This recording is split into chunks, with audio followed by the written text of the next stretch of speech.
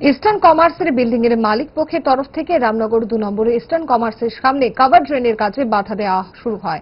শুক্রবার সেখানে পরিদর্শনে যান মেয়র দীপক মজুমদার, পৌর নিগমের কমিশনার তথা পশ্চিম ত্রিপুরার জেলা শাসক সহ প্রকৌশলীরা। ঘটনাস্থল সরজমিনে পর্যবেক্ষণ করে জেলা শাসক ইস্টার্ন কমার্সের বিল্ডিং এর সমস্ত নথি চেক করার জন্য বলেন আধিকারিকদের। এছাড়া সংবাদ মাধ্যমকে মেয়র জানান, শহরের উন্নয়নের প্রশ্নে যারা বাধা দেবে তাদের বিরুদ্ধে আইনত ব্যবস্থা গ্রহণ করা হবে। শহরবাসীর স্বাচ্ছন্দ্য বোধে চলাফেরা করতে পারে, তাই শহরকে উন্নয়নের জন্য স্মার্ট সিটি প্রকল্পের মাধ্যমে দিবারাত্র কাজ করছে। এক্ষেত্রে জনগণকে সাহায্যের হাত বাড়িয়ে দেওয়ার জন্য আহ্বান রাখেন মেয়র দীপক মজুমদার।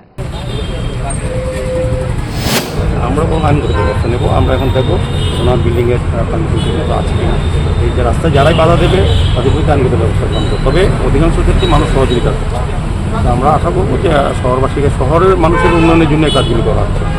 বৃষ্টির জলে জল যন্ত্রণ মুক্ত করার জন্য করা হচ্ছে। সার্বিকভাবে নিকাশি ব্যবস্থা উন্নয়নের জন্য এই কাজগুলি স্মার্ট সিটি কমিটি করছে, পৌর নিগম করছে।